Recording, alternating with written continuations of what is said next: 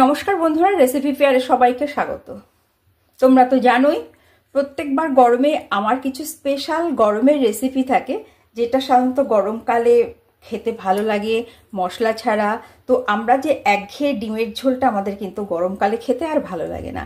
তাই আজকে আমি যে ডিমের ঝোলটা করব একটু গরমের সবজি দিয়ে, আর এটা কিন্তু যেমনি করা সহজ তেমনি খাওয়াও এই গরমের জন্য খুবই ভালো। তো তার জন্য আমি 3টে ডিম নিয়েছি আজকে, আর 3টে ডিম এইভাবে কেটে নিয়েছি। একটু নুন হলুদ আগে মাখিয়ে নেব, তাহলে ডিমটাতে কিন্তু বেশ দেখতেও ভালো লাগবে আর খেতেও সুস্বাদু হবে। এইভাবে ডিমটাকে হালকা করে আগে নুন হলুদ মাখিয়ে নিচ্ছি। একটা ডিম আমার ভালো সেদ্ধ হয়নি, এটা তোমাদের সঙ্গে হয় কিনা জানি না। আমি যতগুলোই ডিম সেদ্ধ করি না কেন, তার মধ্যে একটা ডিম এরকম নষ্ট হবেই, আর সেই ডিমটা আমার জন্য থাকে। প্রত্যেকবার গরমে আমি এরকম বেশ কিছু হালকা রেসিপি করি, তোমরা দেখে নিতে পারো রেসিপিগুলো। আর গরমে কিন্তু আমাদের প্রত্যেকের এইগুলো বেশ ভালো লাগে। হয়ে গেছে, এবার চলো দেখে নাও আর কি সবজিটা দিচ্ছি। তাহলে এখানে আমি পটল নিয়েছি, 6টা পটল নিয়েছি, আর পটলগুলোকে মধ্যেখান থেকে সব এইভাবে চিড়ে নিয়েছি একটা আলু। এই পটলগুলো দিয়ে আমি আজ শীতকালে যেমন আমরা ফুলকপি দিয়ে ডিমের ঝোল করি বা অন্যান্য কিছু শীতের সবজি দিয়ে করি, গরমে তেমনি পটলটা হালকা বেশ একটা জল সবজি, আর এইটা দিয়ে কিন্তু ডিমের ঝোলটা খেতে বেশ ভালো লাগবে। তোমরা এটাকে গোল গোল করেও কেটে নিতে পারো, কিন্তু এরকম গোটা যদি থাকে তাহলে দেখতে বেশ ভালো লাগবে, আর বাচ্চারাও কিন্তু পছন্দ করে বেশ গোটা গোটা একটা ভাজা ভাজা পটল যদি থালায় পড়ে। তাহলে চলো দেখে নেবে এবার ডিমের ঝোল। কড়াইতে তেল দিয়ে নিলাম, আমি সর্ষের তেল নিচ্ছি, তোমরা যে কোনো সাদা তেল বা সানফ্লাওয়ারে করতে পারো। তেল খুব ভালোভাবে গরম হয়ে গেছে, এইবার হালকা করে আমি ডিমগুলোকে দিয়ে নিচ্ছি। ডিমগুলো দেখলেই তো সুতো দিয়ে কি সুন্দর কাটলাম। এই যে সুতো দিয়ে ডিম কাটার মধ্যে কিন্তু একটা মজা আছে, আর এতে ডিমের ভাগগুলো একদম বেশ গাটা খুব মসৃণ হয়, এতটুকু কুসুম ভেঙে যায় না, আর খুব সুন্দর হয়। আমার তো এরকম সুতো দিয়ে ডিম কাটতে খুব মজা লাগে। এবার ডিমগুলোকে গ্যাসটা বাড়িয়ে ভালো করে ভেজে নেব।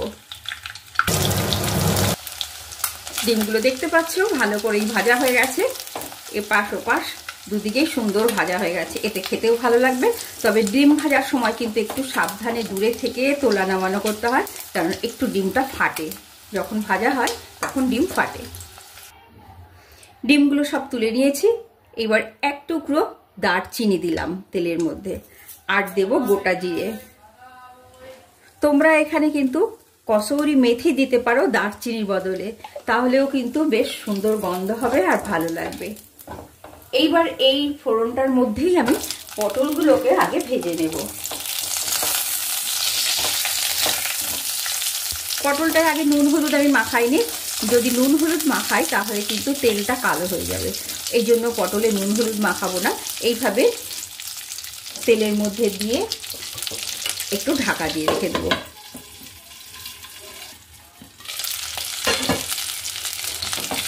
আমি মাঝে পটল উল্টে দিয়েছিলাম, পটলটা এই নরম হয়ে আছে। এইবার এর মধ্যে আমি আলুটাকে ভেজে নেব।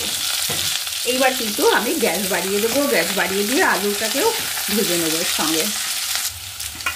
আলু পটলগুলো ভাজা হয়ে গেছে, এইবার এইগুলোকে তেল থেকে আমি আস্তে করে তুলে নিচ্ছি।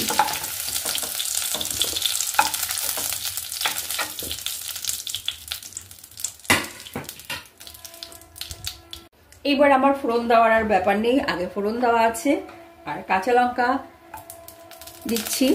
আমি তো জানোই আমার রান্নাতে আমার ঝাল খুব কম থাকে, লঙ্কা দিয়ে দিলাম। আর 5-6টা রসুন বেটে রাখা আছে, আর একটা ছোট সাইজের পেঁয়াজ দিয়ে দিলাম। দিয়ে এবার মশলাটাকে ভালো করে আমি ভেজে নেব। এর মধ্যে দিয়ে দিচ্ছি খুব সামান্য আদা পাউডার, দিয়ে এবার ভালো করে ভেজে নেব। ভাজা প্রায় হয়ে এসছে, এবার দেখতে সুন্দর লাগার জন্য একটু কাশ্মীরি লঙ্কার গুঁড়ো দিয়ে দিলাম। এটা কিন্তু অপশনাল, ইচ্ছা হলে নাও দিতে পারো তোমরা। এইবার দিয়ে দিচ্ছি আমি ভেজে রাখা আলু পটলগুলোকে।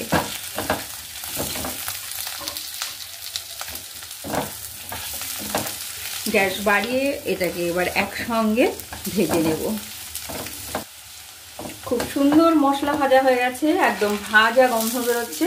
এইবার দিয়ে দিচ্ছে এর মধ্যে জল।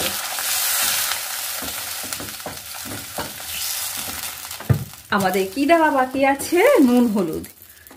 আমি কিন্তু ভাজার সময় সাধারণত রান্না যখন কষাই তখন হলুদটা অ্যাভয়েড করি, কেননা ওটা কাঁচা হলুদের যে উপকারটা ওটা নষ্ট হয়ে যায়। আর হলুদ তাতে পরিমাণেও অনেক বেশি লাগে। আর এই যে দিলাম, এতে কিন্তু আমাদের কাঁচা হলুদের উপকারটা পুরো থেকে গেল। এইবার নুন দিয়ে দিচ্ছি, দিয়ে এখানে ফুটতে দেব।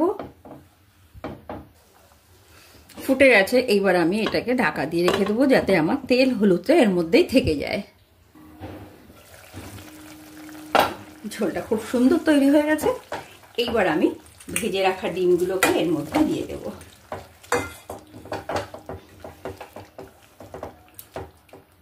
এইবার বেশ কিছুক্ষণ গ্যাস কমিয়ে রান্না হতে দেব, যাতে ডিমের মধ্যে ঝোলটাও সম্পূর্ণ ঢুকে যায় আর ডিমের টেস্টটা ঝোলের মধ্যে চলে আসে।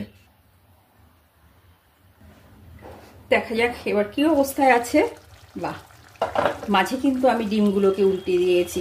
আর এক্ষেত্রে যদি কোনো ডিমের কুসুম ভেঙে যায় তাহলে কিন্তু ভয় পাওয়ার কিছু নেই, কেননা যদি একটা ডিমের কুসুম ভেঙে যায় বা একটু ছাড়িয়ে যায় তাতে কিন্তু ঝোলের টেস্টটা আরও অনেক বেশি হবে। যার জন্যই এইভাবে ডিমটাকে কেটে দেওয়া। খুব সামান্য একটু শাহি গরম মশলা দিয়ে দিচ্ছি, কেননা কোনো মশলাই কিন্তু রান্নায় বেশি দিলে রান্নাটা খেতে ভালো লাগে না। খুব সামান্য দিয়ে দিলাম, বেশ হালকা একটা সুন্দর গন্ধ আসবে বলে। আর গরম পড়ে যাচ্ছে বন্ধুরা। আমার এর পরের রেসিপিটা আমি যেটা করব সেটা তোমাদেরকে আগের থেকেই বলে রাখছি, মাইক্রো ওভেনে আলুর পোস্ত। কেননা গ্যাসের সামনে রান্না করতে আমাদের কষ্ট হয়ে যায় এখন গরম এসে গেছে বলে। তার জন্য আমি আবার কিছু মাইক্রো ওভেনের রেসিপি নিয়ে আসবো। পরের রেসিপিটা করব আলু পোস্ত এবং সেটা মাইক্রো ওভেনে। দেখো খুব সুন্দর হয়ে আছে। তবে বন্ধুরা, তৈরি হয়ে গেল আমাদের গরমের পটলের ডিমের ঝোল। আর যদি রেসিপিটা ভালো লাগে তাহলে অবশ্যই লাইক করো, সঙ্গে থেকো সাবস্ক্রাইব করে। দেখা হবে পরের ভিডিওতে। নমস্কার।